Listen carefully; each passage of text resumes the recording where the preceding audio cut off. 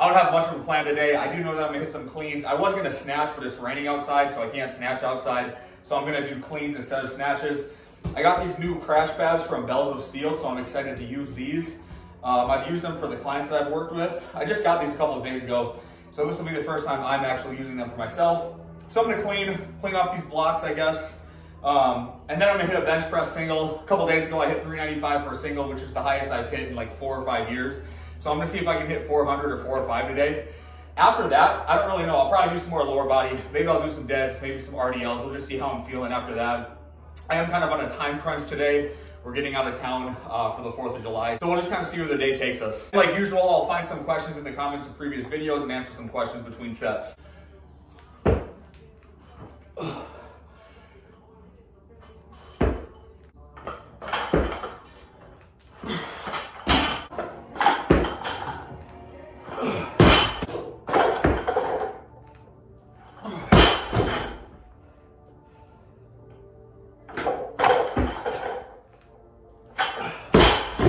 I'm so happy I got these crash pads. Now I can clean in here without making a bunch of noise, like my daughter's sleeping inside. What are your thoughts on programs like PJF? He doesn't seem to like/use cleans for basketball performance and also rather use trap bars and pulls only. I don't know what PJF's programming is like. I am familiar with him. I've watched some of his YouTube stuff. I've listened to his podcasts. But he seems like he knows his shit. He works with a way different population than I do. He works with professional basketball players and high-level basketball players. I've never really heard him talk about the Olympic lifts and comparing them to other exercises or other methods for like various outputs and qualities and things of that nature. I think he's a really smart guy. I think he puts out a lot of really good stuff. My friend Jake Turro went on his podcast probably about a year ago. He said PJF was an awesome guy to hang out with. I've never really heard PJF comment on the Olympic lifts and why he doesn't use them very much. I just know he works with a different population than me. He seems like he does a really good job. He can explain everything he does in a very like pragmatic way. And I think he's a really good resource for not just basketball players, but for anybody who wants to get more athletic. I feel like me and him probably would agree on most things. Like I've never really heard him say anything on his podcast or in a YouTube video that I like really disagree with. I think he has a lot of really good takes. So yeah, that's my take on PJF.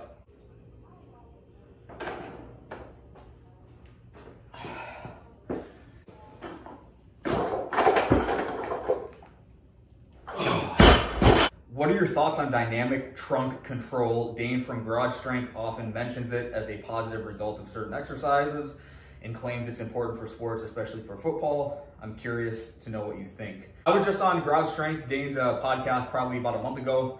I really like a lot of the stuff Dane puts out.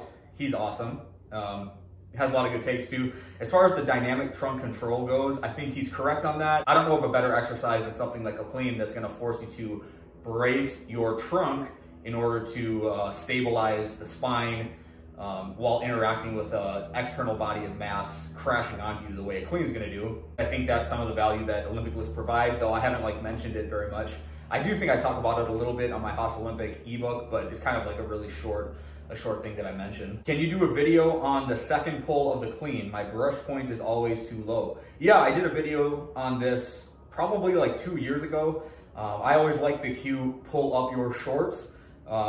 So I made a video on that. I think the title of the video is Pull Up Your Shorts. I think that's the video title. So look that video up, and it talks about what to think about, how to cue yourself into pulling the bar higher, getting higher brush point. Yeah, for sure.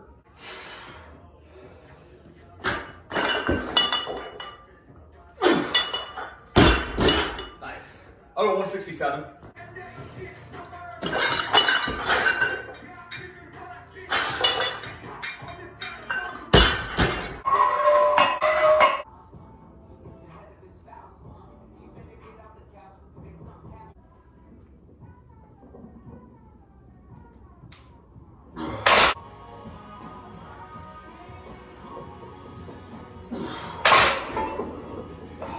So that question about PJF got me thinking about something really related to what that question was, where the question was like, what do I think about PJF not using cleans with his athletes? And I said how he works with a different population from me because he's with high-level basketball players, NBA players. I don't work with anybody like that.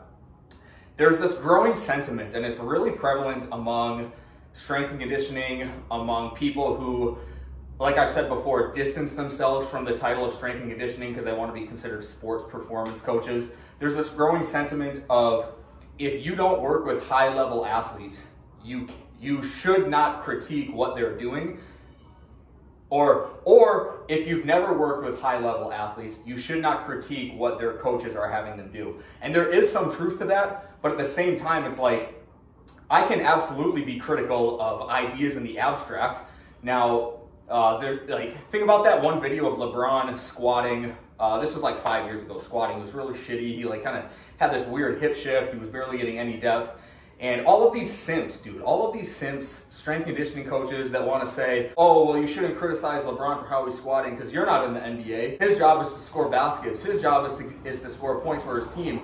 You're just some strength coach talking about lifting weights. And it's like, yeah, because he's lifting weights, so I'm critiquing his squats. I'm not critiquing him as a basketball player. I'm gonna elaborate more on this. I'm probably gonna make a post on Instagram about it. I'm probably gonna make its own YouTube video on this too, but I'm gonna keep benching. That was 365.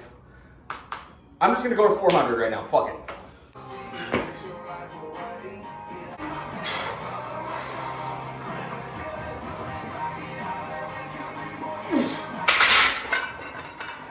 I got the song Jim Bob by Hardy on. That's what I used for that 400. I got to put it on repeat for this 405. So I hope you like that song.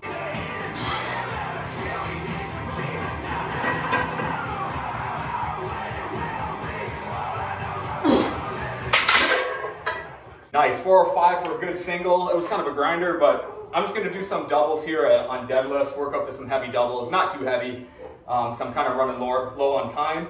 And if I got time, I'll do some Bulgarian split squats. So here we go.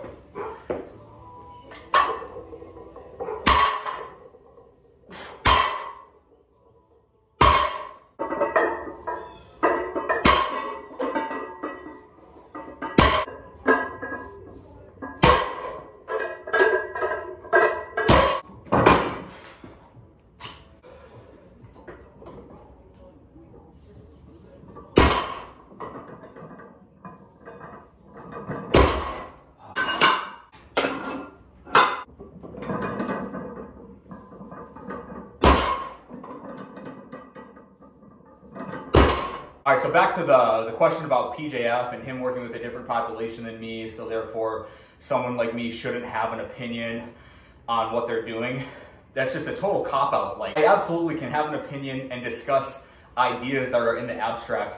I don't think you should necessarily like look at someone's training and say for sure that they're doing something wrong, but you can absolutely discuss the merits of what they are doing in the abstract sense. Like, yeah, you might not know all the context that's going into their training, but you can look at someone and the exercise selection that they're using, and you can, generally speaking, you can have a general opinion of whether or not that training is conducive to athletic performance, it's conducive to whatever you really want to talk about.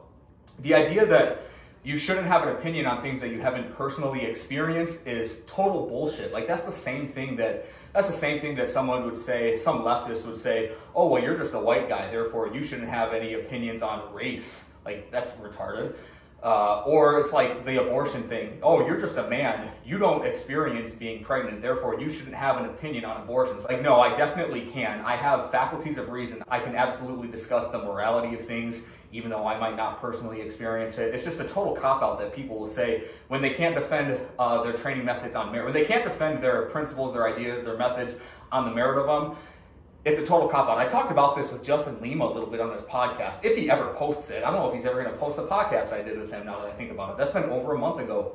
But I talked about how, like, people will hide behind their training methods and their ideas when they're criticized for them, because they'll just say, oh, well, you don't know who I'm working with and all the context that goes behind it. It's like, true, but you still should be able to defend the merit of what you're doing. Sorry, my mind's kind of all jumbled right now. I'm trying to get this video done as fast as possible so we can get out of town. I'm gonna think about this a lot more and come up with a more articulate way of discussing this, because it's a total cop-out when someone says you shouldn't have an opinion on what other people are doing if you have never worked with high-level athletes yourself. Total cop-out, total cop-out.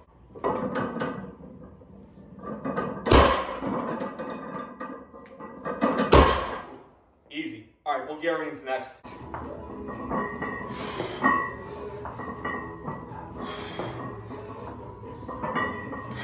I'm too lazy to get the Bulgarian roller pad thing out and set it up.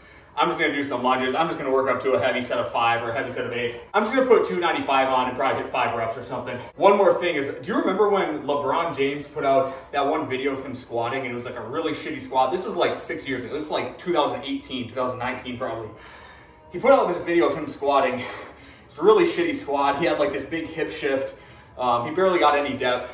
And all these simps, dude, these simp strength conditioning coaches, or excuse me, sports performance coaches, because they want to distance themselves from being called strength and conditioning coaches. All these simps, dude. So a few people kind of critiqued his squat technique and just kind of talked about what could be better. Maybe some people did it in bad faith, some people did it in good faith. But then all these simps, dude, they all just were like, well, it doesn't matter how he squats. What matters is how good of a basketball player he is. What matters is, can he put the ball in the hoop? You critiquing his squat has nothing to do with his basketball performance. It's like, no shit, but he posted a video of him squatting, so people are reacting to the video of him squatting. Like, no, the people who are critiquing his squat, no, I didn't see anybody make the claim that if he fixed his squat, he would be better on the basketball court. I didn't see anything like that. But all of these simps, dude, they just defended him. And they argued against a position that nobody held, which is if you fix his squat, he's going to be a better basketball player. Nobody held that opinion, not one person. I didn't see one person say something like that. But all these simps, they just said, well, you shouldn't critique his squat because that's not going to make him a better basketball player. It's like, oh my God, you guys are so fucking stupid. They don't even realize that not everything you do in training is supposed to directly improve your sports performance. You can critique LeBron's squat without critiquing his ability to play basketball. Again, it's people resorting to non sequiturs because they can't defend the actual substance of the thing. It's so maddening.